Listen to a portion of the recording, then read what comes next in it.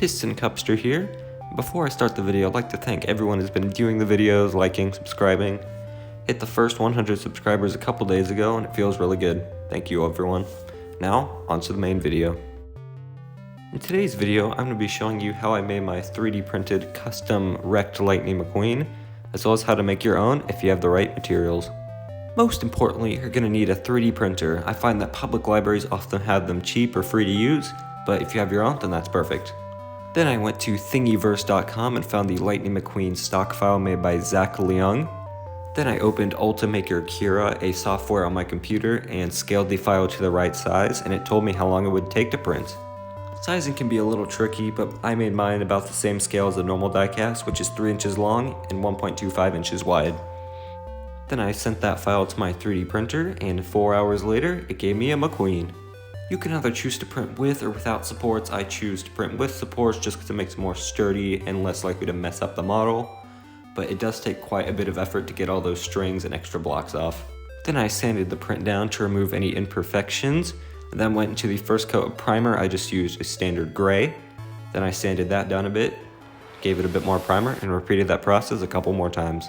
Once I was satisfied with the smoothness of the model, I gave it its first coats of red. I let it dry and then I gave it a few more coats of red until I was happy with the application of the paint. Then I worked to make a wrecked variant by cutting the spoiler and bending it backwards, so I cutting up the tires to make it more movie accurate.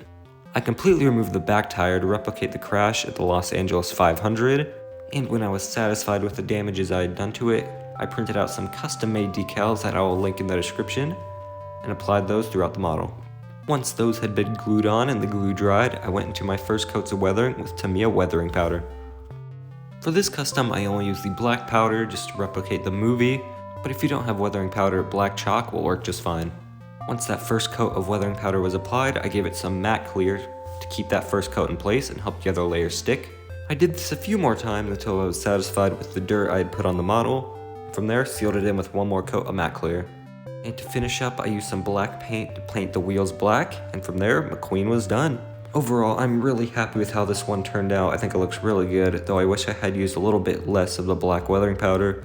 I still think this looks really great, as Mattel never made a damaged McQueen. I may make another damaged McQueen with an actual diecast in the future, but for now, I'm good with this.